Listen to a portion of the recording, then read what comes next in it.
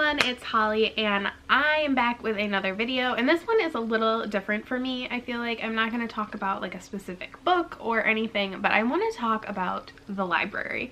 So I love the library. I don't use my library, at least my physical library, nearly as much as I used to, but growing up it was basically my favorite place. And actually, fun little side story, because I'm easily distracted. My library moved when I was in college. It built a new building at like my local library. Built a new building. It's very nice. It's very big. It's very new. It's very cute. I will always miss the original location though, because it was like old and it like smelled like library and like book, and it was just, oh, it was beautiful. And the old library was in the town hall and like little jaily thing or whatever for the town. And right next to it is a trailer park. And it's actually the only trailer park in the town, because there's like a town ordinance that you can't have a trailer park. But it was like from before that, I don't know. And I only say this because I feel like people think trailer parks are just trashy or whatever. So I would beg my mom to move to this trailer park, which would have been, not that we had a huge house, but it would have been a downsize, because I wanted to be able to walk to the library. That's all I wanted. Be able to walk right there. And then they moved it, so, you know, otherwise I'd probably look for a house there. Like, whatever. So like I said, I love my library. You should use your library and support them in any way you can. They are a great resource, and they really help people. And by using it, you are helping the library. You are proving that they should exist so they can continue to exist, continue to get funding. Obviously, if you can donate to them, that's great as well. Whether you donate money, books, you buy books from them when they have library sales and stuff, that's all supporting them, because there are people who can't afford books. And like growing up, I didn't buy a ton, I mean, I didn't have a lot of money, but I didn't buy a ton of books. And I would get books from the library, I would read them, and then if I really, really loved them, I'd ask for them for like my birthday and Christmas. And it's only been in the last few years that that has really changed a lot. But, you know, I still think the library is amazing. So I thought I would talk about how you can support your library by not going to the physical library, and how you can use them. And that is through an app called Overdrive. So I'm going to show you on my phone like what I do and everything. So I do know other libraries use other systems. So I think like Libby is one of them. I'm sure there are others, but my local library uses Overdrive. And Overdrive is just like an online program and an app for your phone where you can link up with your library system through your library card, and then you can request, borrow, hold, and read and listen to ebooks and audiobooks. And I'll go through my phone in a little bit and show you like the app, at least on like my iPhone. I don't know if it would look different on like an Android device. And I will show you how I use it. Additionally, if you live in New York State, I love telling people this. I tell people this all the time on Facebook, like whether it be on my personal page or in some of the groups that I'm in, is that if you live in New York State, you are allowed to get a New York Public Library card. New York Public Library is the New York City library system. All you have to do is request a library card. I will leave a link below to their website, and then you have to provide proof of residency of the state, and then they will issue you a a library card. And so like they actually sent me a physical card, so I can, if I go to New York City or whatever, I could go to the library and use one of their public libraries. But I use it to use their online catalog, because as awesome as my library is, and I try to support it as best I can, New York Public Library is just bigger, so they're gonna have more options than my library does. So it's great to have like an additional library system to be able to utilize. And I do know some library systems will allow you to use them for like an added fee. Like my dad lives in the next county over and he can use my library system for like $30 a year or something. He chooses not to, but you can do that, so you can always check that out if you want. Okay, there's my nephew. Okay, so this is like my bookish folder. So here's Overdrive. And so I actually have an audiobook on here. This is where your audiobooks would go, and then you would just click on them and they download and you would listen. This one I'm going to return, so you would just click on it and then delete, or it would come up with returned. So here you can see I can just click on add a title and it says New York Public Library. If I click over here, I can see my libraries. So that top one is my local county library system, and then New York Public Library. And then this would just bring you back to your bookshelf.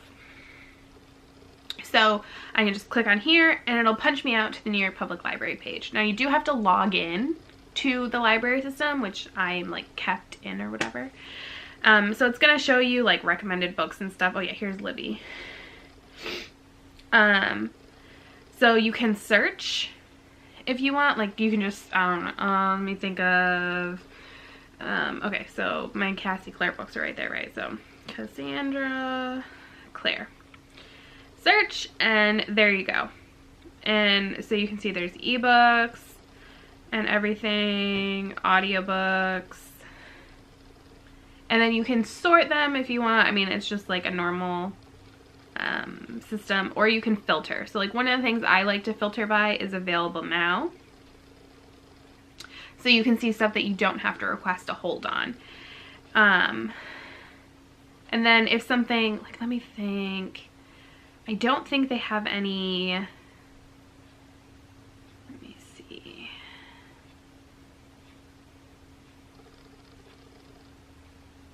Oh, look at you, library, being all fancy pants with your Serena Bowen.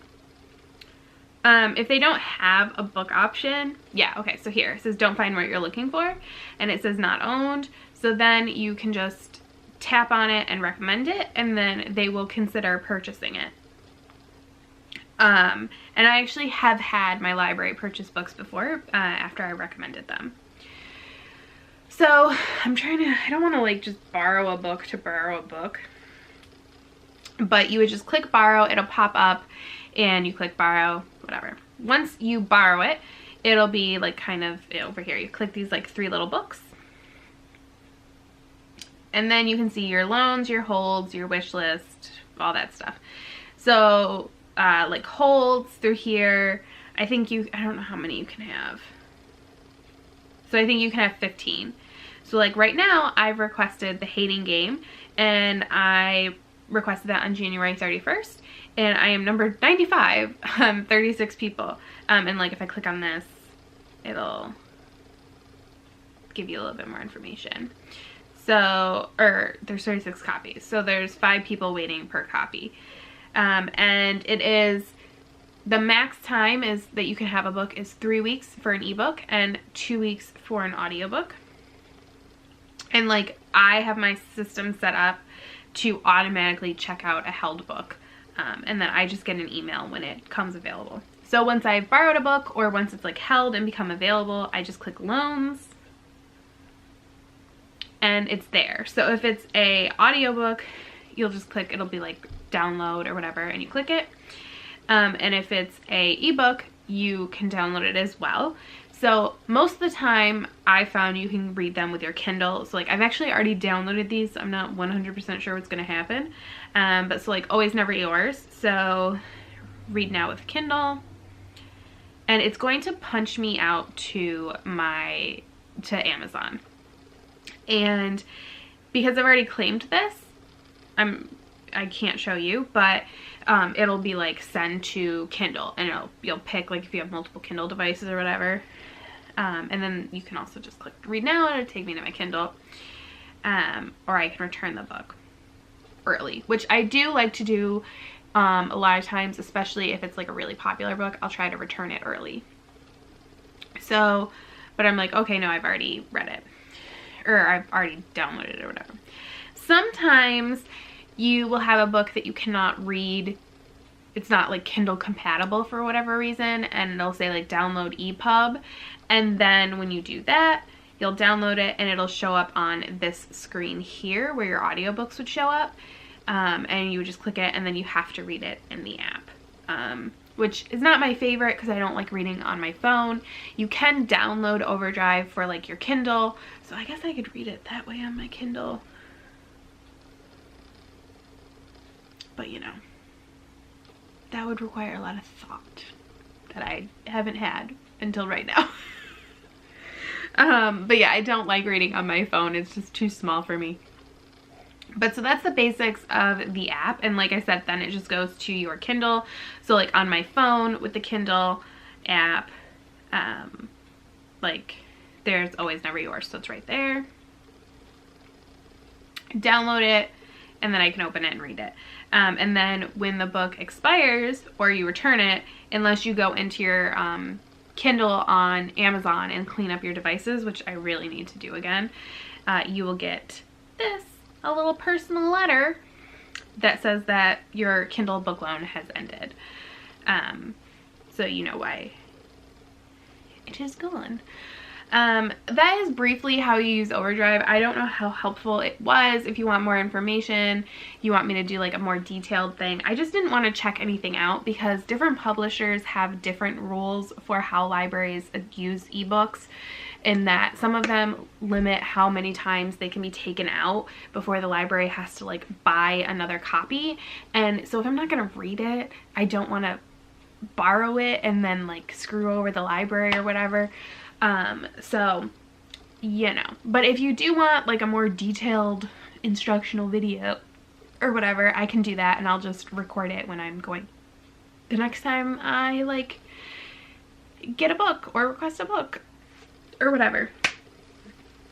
So I hope you use your local library and you support them in any way. You can. Libraries offer tons of services, honestly, beyond books.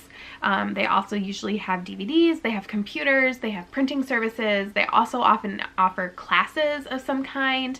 Like my grandma has taken classes through them with using like different technology and everything, which is awesome. And a lot of times they have things like book sales. I know my library has book sales all the time. And also like a few years ago there was a really bad windstorm and we lost power and internet and I had no heat, and I basically spent the day at my local library because they had power and internet. And I remember going there and editing and uploading videos and watching The Bachelor, as one does when there's a power outage. But because my library was open and they were very open about the fact that anybody could come in and just come in and stay warm and stay safe, and it was great to have that as an opportunity and have something available to me when my own home was very cold and lacked everything. And then if you want to let me know what your library system uses, if you like an online system like Overdrive or Libby, like about Libby. I know people in my weight loss group use Libby. Maybe I should check it out. I don't know. I'm just like an Overdrive person right now, I guess. You know. Let me know. And thank you so much for watching. I will see you next time. Bye.